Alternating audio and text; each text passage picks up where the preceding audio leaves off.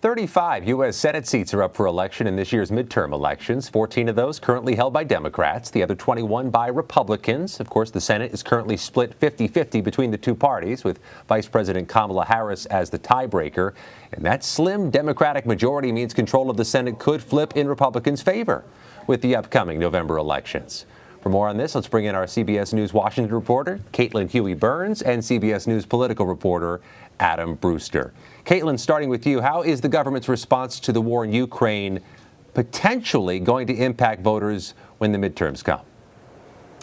Hey, Scott. Well, I just talked to Democratic Senator Gary Peters, who runs the Democrats' Senate campaign arm. So he's in charge of recruiting people to run for the Senate and keeping Democrats with the message. And he said, look, it's too early to tell exactly how this will play out in the midterms. But he did say that he knows that Americans across the country are watching this coverage across on every platform. They're glued to the coverage of Ukraine and feeling very sympathetic for what's going on there. He thinks, like the president, or he hopes, I should say, that when people are filling up their gas tanks, that they are blaming President Putin for that increase in gas prices and not necessarily President Biden or the current circumstances. So that's kind of how you're starting to see some of this play out in terms of the midterms. You're going to see this focus on higher prices here at home. The Biden administration has called this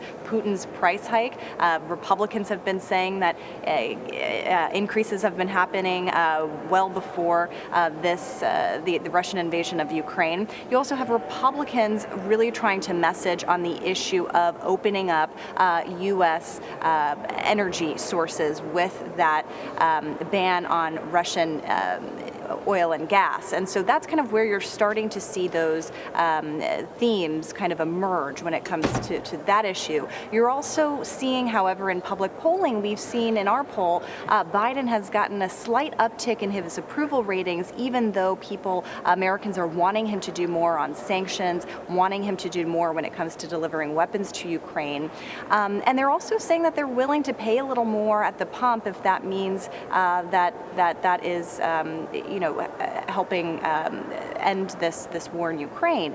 So we'll kind of see how that plays out, but that's how lawmakers are trying to kind of assess this here. There's bipartisan support for what the president has been doing, but Republicans are looking for ways to attack Biden, and they say that he hasn't moved quickly enough on some of these issues.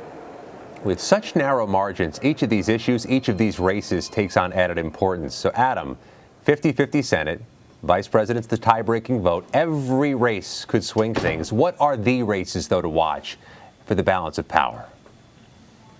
Right. In a tied Senate where it's just the vice president who's determining which party is in control, every race has extra importance. And you mentioned, 35 seats up for grabs. There's probably about 9 states at this point that appear to be worth watching in terms of the ones that will determine control. 4 of those are held by Democratic candidates at this point: Arizona, Georgia, New Hampshire, and Nevada.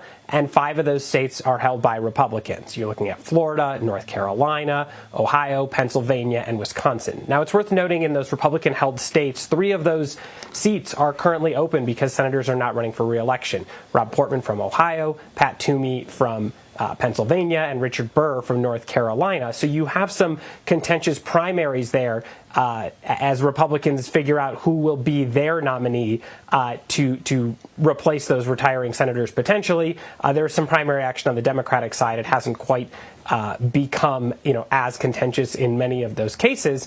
And look, a couple of those states will be difficult for Democrats to flip, right? States like Florida and Ohio, we've seen the popularity and how well Republicans have done during President Trump's years in office, and we'll see how that continues, or if that continues, I should say, without the former president in office and on the ballot. And certainly there are places where parties may be looking to expand the map. Republicans, are confident that perhaps a state like Colorado could become in play if the environment is favorable enough to them. But Democrats, at least when they're looking at the seats that they are defending, feel good about the fact that they have incumbents who are in those races who they believe have a record to run on.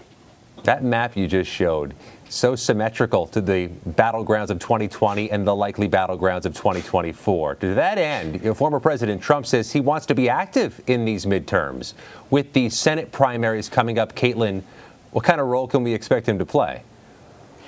That's right. He has endorsed candidates all over the country in a variety of different races, but our audience members should really look at May. I think that's going to be a really interesting month when you look at some of the races where the former president could endorse. He told the Washington Examiner that he is going to endorse he's planning to endorse in Ohio, which has a crowded primary field.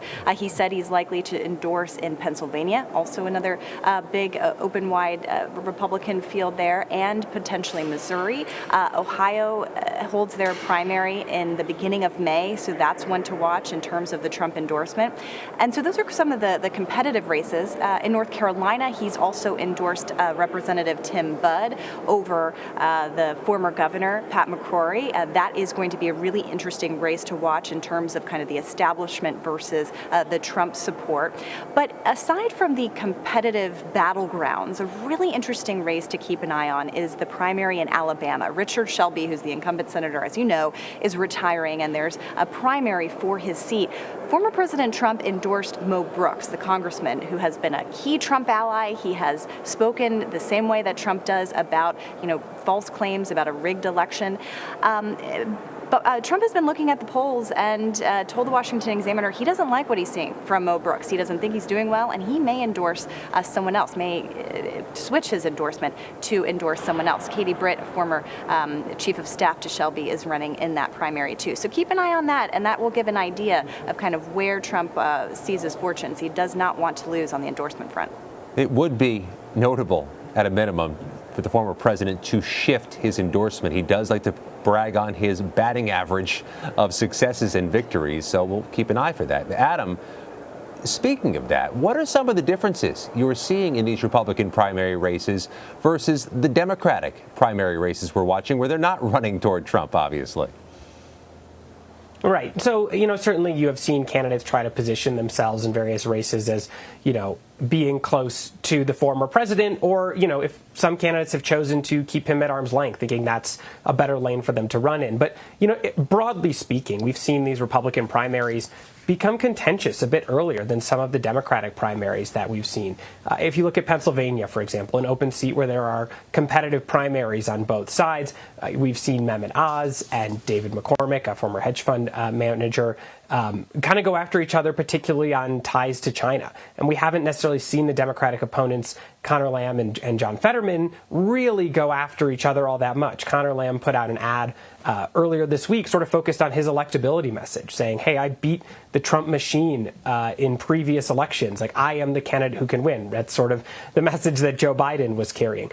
In North Carolina, Caitlin mentioned, we've seen certainly fighting between Pat McCrory and Ted Budd, who's endorsed by Trump. And in Ohio, we've seen all sorts of candidates fighting over who is closer or less close to Trump as they try to still win over his endorsement. In Wisconsin, which is, a Democratic primary to take on a Republican incumbent in Ron Johnson, we've seen candidates sort of roll out ads and focus their messaging at this point on unseating Ron Johnson. And again, making that sort of electability argument rather than necessarily targeting each other at this point. Now, that primary isn't until August, so there is time, and you will certainly see candidates start to distinguish themselves. You'll see that in Pennsylvania as well. But to this point, we've certainly seen the Republicans be much more aggressive in terms of drawing contrasts with each other and being, going after each other through that primary process.